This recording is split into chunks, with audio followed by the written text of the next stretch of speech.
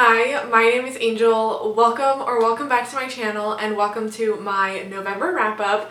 I read 16 books in November, which makes it my, not worst, I don't want to say that, but the least amount of books that I've read in a month this year. But I feel like that's not bad because I did go on a trip in November, so there was a period of like 4 or 5 days where I just wasn't reading anything and I still finished 16 books by the end of the month. So I feel like I did pretty good, but numbers don't matter anyways. So I did this once before in one of my wrap-ups. I said that I was going to start ordering the books in a fun way, and then I never did it again because I feel like oftentimes it's just easier for me to order my wrap-ups in terms of rating.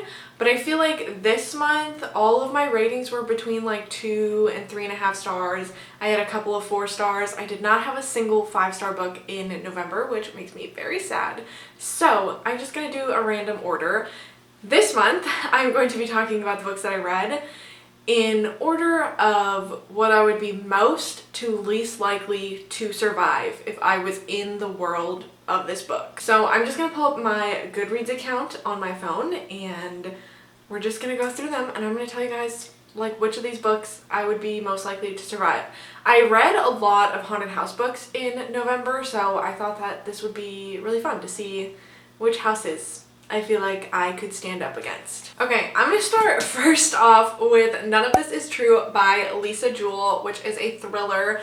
I think I would most likely survive this one because I would not put up with any of this lady's shit. And I think that's why our main character got into trouble, because she is kind of a pushover and she needs to learn how to set and enforce her boundaries, and then none of this would have happened. This is a thriller. We are following these two women that have a chance meeting and they find out that they are birthday twins. So they were born on the same day in the same hospital, and they meet on their 45th birthday. And then one of them has a podcast, so she decides to have the other lady on the podcast to tell like her life story and help to empower other women and basically send this message across that like it's never too late to change your situation. But not everything is as it seems, and this woman finds herself in a very dangerous situation, and it was interesting. I gave this book 3.5 stars, I think. There's a lot of criticism of this book because it does deal with grooming and pedophilia, and I think that's something that the reader should know before going into it because those are very heavy topics. I think Lisa Jewell generally does touch on a lot of darker themes within her thrillers, but this one, the way that she approached those topics was a little bit controversial, and I can definitely understand the issue that people have with this because she does sort of paint the victim as a villain and then makes it seem like her being groomed by a much older man is her fault. So I do want to clarify that like that's not true. I don't believe that. I think this woman, she was a teenager when this all happened, and that grooming and everything was not her fault, but she did get unhinged in her adult life. I really liked this one. It kept me engaged the entire time. It was very psychological. It gave me a lot to think about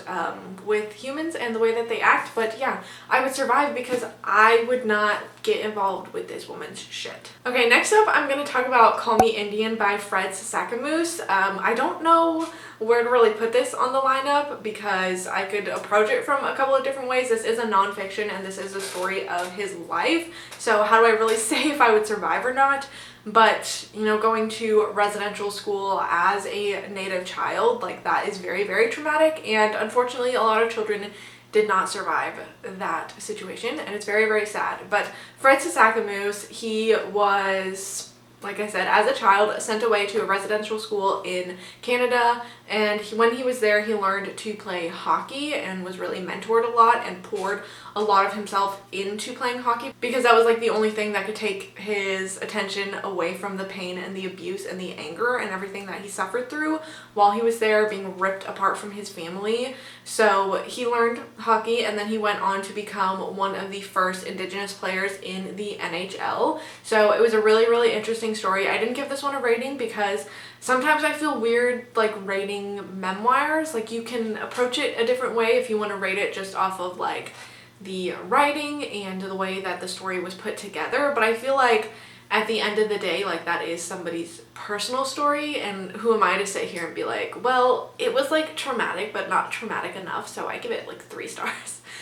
So I just didn't give it a rating, but I did really enjoy it. Would definitely recommend it. The next one that I think I would be most likely to survive is Catherine House by Elizabeth Thomas.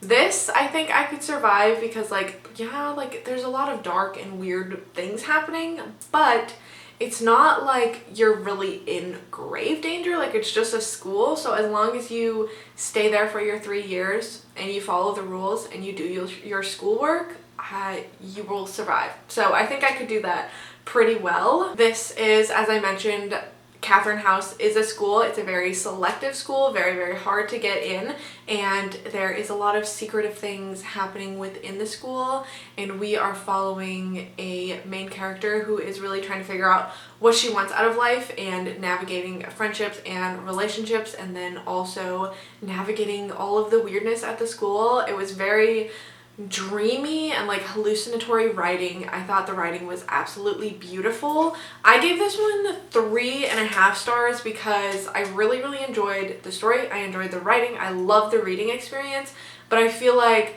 it was very ambiguous. I wasn't a super big fan of the ending. Like, I didn't hate it, but I wish that there were things that we delved deeper into within the story, because I feel like there was a lot of fascinating concepts that didn't get fully explored to their like highest potential. But I would survive Catherine House if I did get in, which I don't think I would get in, but if I did, I would survive. Next up is Haunt Sweet Home by Sarah Pinsker. This is about a woman who is working on this reality TV show that is half home makeover, like home improvement, and then half like a ghost hunting show. So they get these people and they renovate their home, but then they also like convince them that there is a haunting occurring, and then as they do the renovations, they like also exorcise like these spirits, and then they have this nice fancy new home. I don't know, but there is a ghost in here, but most of the like stuff on this show is all fabricated and all fake, and I think that's why I would survive, because like it's not actually real, so how would I not survive in this world? The book itself, I gave 2 stars. I did not enjoy it. I read this for my haunted house reading vlog, so if you want to see all of my thoughts, you can go and watch that. But I just feel like this feels like a book that was made for like a middle schooler to read, and I just felt like it was very cheesy. I wasn't a super big fan of a lot of the writing or a lot of the plot, and I just feel like the message was like super simple, and I finished it and I was like, literally, like what is this? Which one would I next be most likely to survive? Maybe Private Rights by Julia Armfield, because this is like a dystopian situation within the world, but it's like kind of like a non-urgent apocalypse, so I would survive at least for like a little while. We're basically in the future where there is just like never-ending rain, and then all of the water, like sea level, is rising as well, so it's like flooding from the rain, and then the water levels are rising, and normal life, society has just adapted to continue around that. There's a lot of social commentary. It talks a lot about classes and classism, and how in this situation the rich people can just move into bigger and better homes that are higher above the water level, while the poor people are stuck crammed into apartment buildings, moving up and up and up. As the water rises, their situations get worse, they lose their belongings, but nobody really cares. They're just expected to go about their life as usual. So yes, it would suck, but I would survive. This one, once again, was a 2-star, and I'm really sad because I was very excited for this one. Julia Armfield is the author of Our Wives Under the Sea, which I really enjoyed, and when I heard that she was doing another weird watery horror, I was very excited. But I just like was so bored throughout this entire book. We are following these 3 sisters after their father has died. They are estranged and they have to come back together, and then what? I don't know. I feel like nothing really happened in this book, and then the very end, like, things escalated, but then I didn't like the ending, because then I was like what Like, what's going on?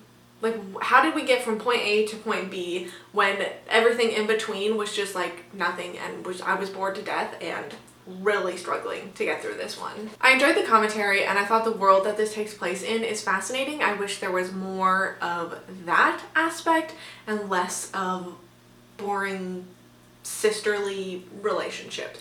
And it's weird because normally I really love familial relationships in horror, but this one just did not deliver at all. Okay, up next, another book that I think I would survive is First Lie Wins by Ashley Elston, which is another thriller that I gave 4 stars. I really, really enjoyed this one.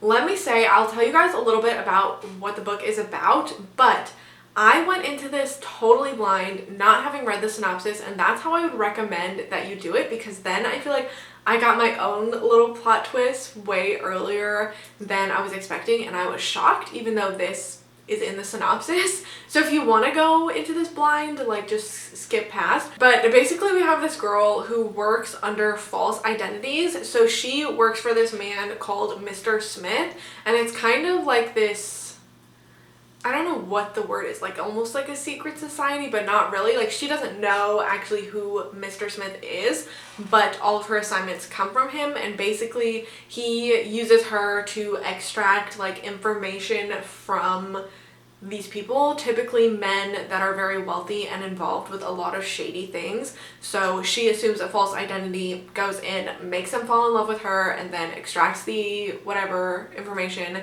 and then goes back to Mr. Smith. And then they wipe that identity, give her a new one, and she moves on to the next job. So things are very dangerous. It's a lot of high stakes, but I thought it was really, really intriguing and a very, very compelling mystery thriller. I really just liked it because I feel like it was unique. Like, I've never read anything like that. And like I said, maybe going in blind definitely helped to improve my enjoyment of the story, but I really, really liked it. I didn't know where to put this one in the lineup because I feel like I would survive, because it's not really like, if I'm not directly involved in the situation, then it's not really dangerous. But like, if I was the main character, I don't know if I'm that smart to like outsmart Mr. Smith and do everything that she does. So maybe I would die if I was the main character, but if I was just like in this world existing, I'd probably be fine. Next up is Graveyard Shift. This was a 3-star for me. I feel like I would have pretty good chances of surviving this one because why? I don't know. This follows a friend group who they like all work late at night, so they meet up I think at like midnight in this graveyard near them, and then they just like talk, have like a little smoke break, and then they all go their separate ways. So there is one night when they are there and they discover an open grave, like a freshly dug up grave, and they don't know who dug it, what it's there for, and if they themselves are in danger by being there. So then they kind of launch their own like Mystery Inc. Scooby-Doo detective situation to figure out what this is, who these people are, and there's a lot of other weird things happening in the world. So there is a good amount of danger, but I think, me personally, I would probably survive because this takes place like in the late hours of the night and the early hours of the morning, and they're like out in the city and they like go to bars and stuff, and like that's just not me. So I would probably survive. Possibly. I don't know. It depends, because there are a lot of people in this world that are affected by something specific that I'm not going to give away, but I don't know. I felt a little let down by this because I feel like not a whole lot really happened in it. I just wish there were some things that were explored a little bit more and that things just made more sense overall and maybe were more cohesive. But I absolutely love the cover. If I was rating this based off the cover, it would be like 6 stars. But unfortunately, that's not how I rate books. Up next is First Comes Summer by Maria Hesslager. If I pronounced that wrong, I do apologize. This is a translated novel. It was translated by Martin Aitken.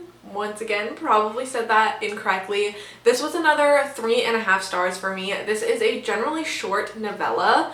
This takes place within a Viking settlement, so that's why I'm like, this is kind of in the middle of the lineup, because like I would probably survive, but would I survive for like as long living in that time period because people just like died easier, and there were a lot more like natural things that could kill you, like animals or just like exposure to the weather, and it's just a very different way of living. So maybe I'd survive, but I would probably die prematurely.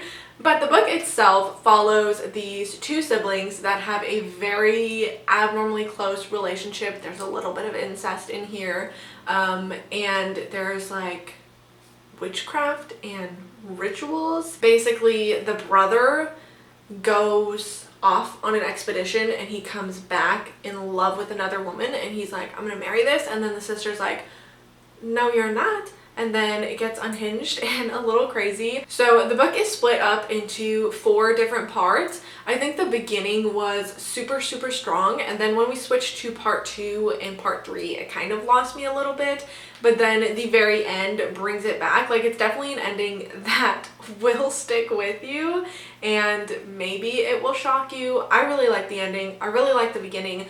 The middle was just okay. That's why I land at 3.5 stars, but I really enjoyed the writing style in this one, and I would still recommend it if you want something weird. Obviously, like, there's incest in it, so it's gonna be a little bit weird, but it's also kind of like occulty and witchy in some ways, and I really enjoyed that. There's like a lot of dark magic, and it's very atmospheric. Okay, we're getting to the point where like the lineup's getting kind of weird because I'm like, would I survive these? The next one is The Book of Witching by C.J. Cook, which I gave 4 stars. This is a dual timeline kind of historical fiction. So we have the present day timeline in 2024 where we are following this woman who gets a call that her teenage daughter has, not teenage, I think she's like 20 years old, has been involved in an accident while she was away on a hiking trip with her boyfriend and her best friend. They got into some sort of situation in which a giant fire burned like almost her entire body. So now she's in critical condition at a hospital. So the mother travels there obviously to be with her daughter, but then she's also trying to figure out like, what were the real motives behind this hiking trip? How did this fire start? What happened to the other people? And generally, like, why was her daughter involved in what she was involved in? And then we go to our past timeline, which was, let me look it up, 1594, where we have a woman who is accused of killing somebody and is accused of witchcraft. So she, like back in the day, she had to either confess to this crime that she did not admit or stand back and watch them torture and kill her whole family, her husband and her children. So as we have our present day timeline with the mother investigating what happened with her daughter and we learn more about the past, we start to realize that some of these things may be intertwined and connected. I don't know if I would survive this. It really depends. Like, okay, if we're talking about the past timeline, I probably wouldn't survive because just being a woman, I would probably be accused of witchcraft and maybe killed for that. But in the present day timeline, I feel like I could survive as long as I just didn't get involved with witchcraft, which, well, maybe I would. I don't know. That's why it falls in the middle of the lineup, because I feel like I could survive if I do things correctly. But I also feel like there's a good chance that I would not survive all of the weird witch rituals that were happening in here. Okay, next I want to say Rouge by Mona Awad, which is like another culty book. I feel like, I guess there were a lot of culty things that I read. I don't know.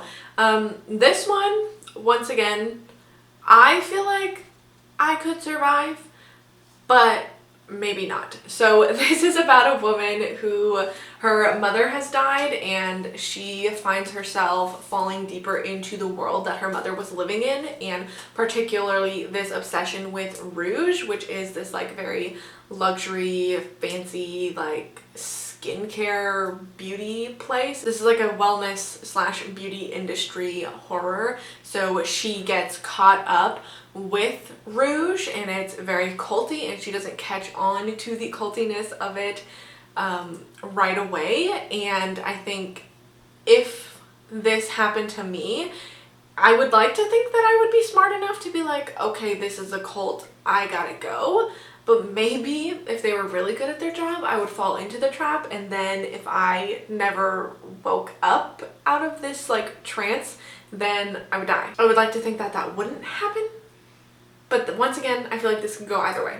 I could survive it, or maybe I could not survive it. This one I gave 3.5 stars. I really enjoy Mona Awad's writing, and this definitely had like all of the Mona Awad things that you would look for, where it's very fever dreamy and hallucinatory, but also very well written, and it has a lot of commentary.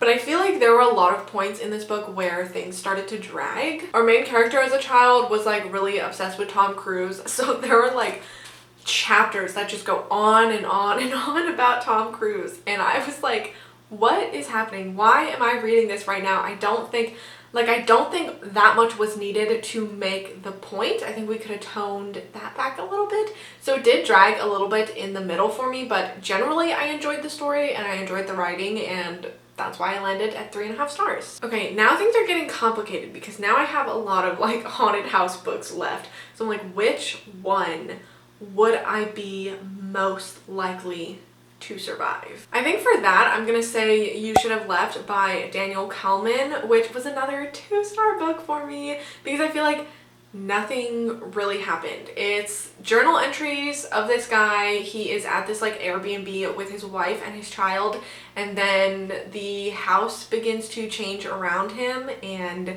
things are very, very confusing, and we leave reality briefly. But this is one of those where, depending on how everything played out with me, I could survive this or I could also die. But I feel like I would be more likely to survive because I feel like the moment anything started to get weird and I started to like lose my mind a little bit, I would leave. I'd be like, peace out.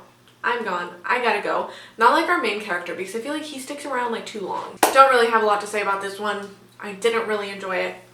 I don't feel like nothing really happened, and it's not a book that I really will ever think about again in my life. Next up is House of Rot by Danger Slater. This is definitely getting into more, okay, maybe I wouldn't survive this one. This is a novella where we have this young couple that moves into a new apartment. After their first night there, they find some mold under the bathroom sink, and then every night after that, the mold starts to spread and grow, and eventually they become locked inside of their apartment. I think there's a good chance I would die because of the way that, like, after reading the book, how the mold works and essentially like traps them within their apartment. But I think I would have like a higher survival instinct than the characters, because I feel like the characters were like very, very calm about everything that was happening in here, where I would be freaking out and doing everything in my possible power to get out. Now, would that work? I don't know, but I would try harder than the people did in here. But I feel like there's still a good chance that I would not survive House of Rot. As a book, I gave this one 3.5 stars. Once again, read it for my haunted house vlog.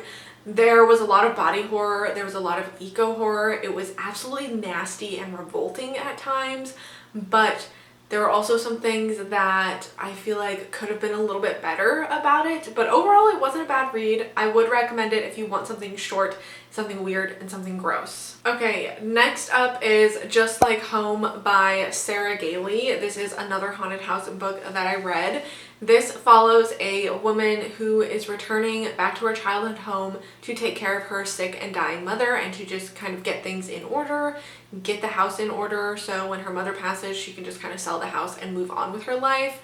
Her father was a murderer who killed people in the basement of this home, and so obviously there's a lot of trauma being held there and a lot of complicated feelings. She also doesn't have a good relationship with her mother, so to be back in this environment and then to be back with this person who she doesn't really get along with very well made for a lot of very complicated and mixed emotions happening. I feel like maybe I should have put this before House of Rot, because I feel like I could survive this one, but I can't really like get into it without like spoiling the entire end of the book, but I feel like I could survive this one. Also, I feel like I would survive because I probably wouldn't stick around for as long as the main character did, which, once again, I don't want to spoil anything, but I think like some of the stuff that she was experiencing, I probably would have been out of there before then, but even if I did stick around, I feel like I would probably survive this one. As a book, I gave it 4 stars. I really enjoyed it. I really liked our main character. I really liked all of the complexities within, you know, her past and all of this trauma that she experienced, and then the way she feels as an adult, and then coming back to this home where there are strange things occurring again and bringing up those feelings and emotions again. I think this was a really unique story, and I really like where things went. I really liked the ending of it, and overall I just have a very positive feeling towards this book. Okay, there is 3 books left. Which one do I think I would most likely survive? Maybe Hell House by Richard Matheson, because I guess first of all, I wouldn't be in this situation where I would be in this house. This follows 4 people that are paid by a very wealthy man to go into Hell House, which is known as like the Everest of haunted houses because there's been a lot of activity there over the years. Anybody else that has been gone to investigate it has either died, committed suicide, which also fits into the died category, or gone insane, except for one guy who chooses to then go back to the house, which I don't understand at all. While they're at Hell House, a lot of strange things start to happen and things get dangerous, but I do feel like it's survivable. First of all, like I said, I probably wouldn't be in this situation, but if I was in this situation, I think I would try to tough it out, because like they're supposed to stay there for a week and then get $100,000, and I feel like this could be survivable if, once again, the approach was correct. And I just feel like it is one of the more dangerous haunted house books, but I feel like I could survive it more than the other 2 books that I have yet to talk about. I gave this one 3 stars. I thought it was just fine. I didn't really feel super connected to the characters. I'm not, I think, the biggest fan of Richard Matheson's writing, but I am glad that I read it because it is more of a classic horror, and it's also been on my TBR for a really long time. I think there were some really good elements within here, and I think that it was really interesting because we have this interesting group of characters, and there are some of them, half of them, that really believe in the supernatural and believe in ghosts and believe that there are entities within this home. And then on the other side, we have a doctor who has a very scientific way of looking at everything and believes that it is residual energy that is causing all of the activity within this house. So I thought that was really interesting to kind of follow the back and forth between the 2 sides and to try to figure out for myself, like, okay, which way do I think that the book's gonna go? But generally, like, it was okay. It kind of dragged through the middle, wasn't totally my favorite, but I'm glad that I read it at the end of the day. Next up is The Haunting of Velkwood by Gwendolyn Keist.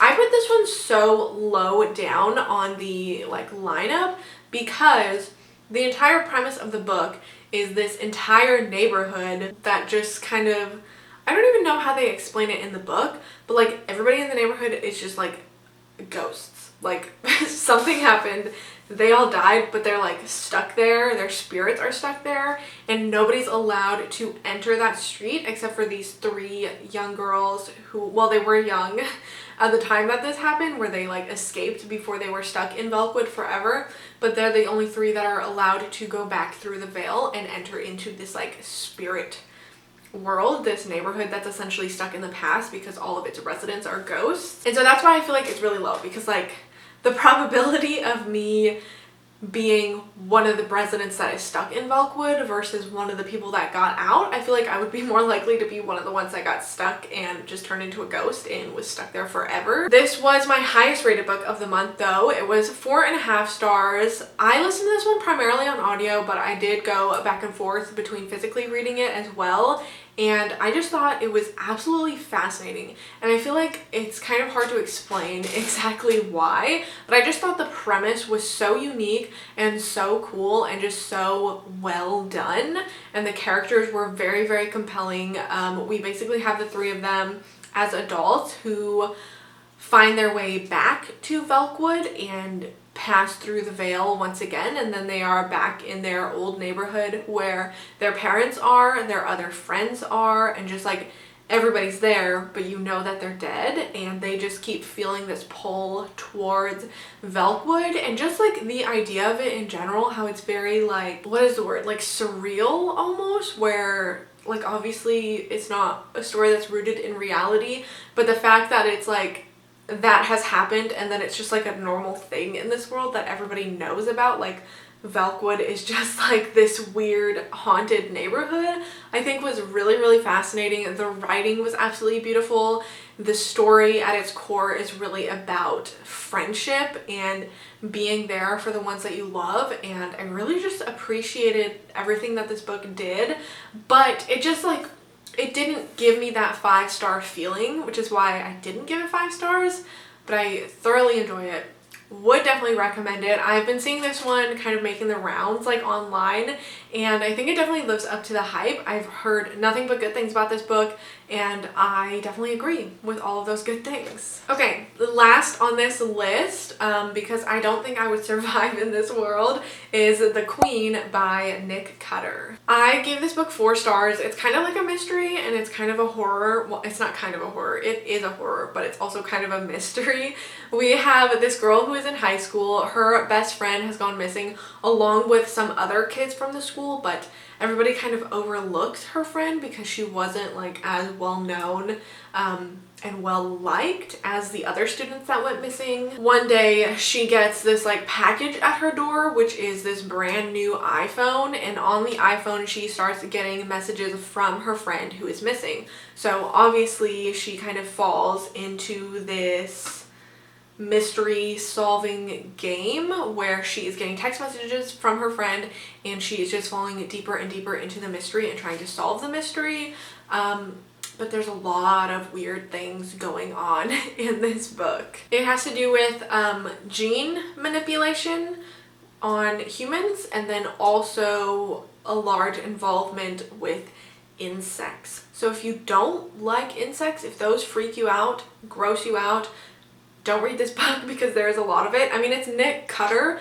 Of course it's gory. Of course it's extremely descriptive. Of course the body horror is there, and I really, really loved all of that. But I don't think that I would survive the things that exist in this world. I can't remember if I said already, but I gave this one 4 stars.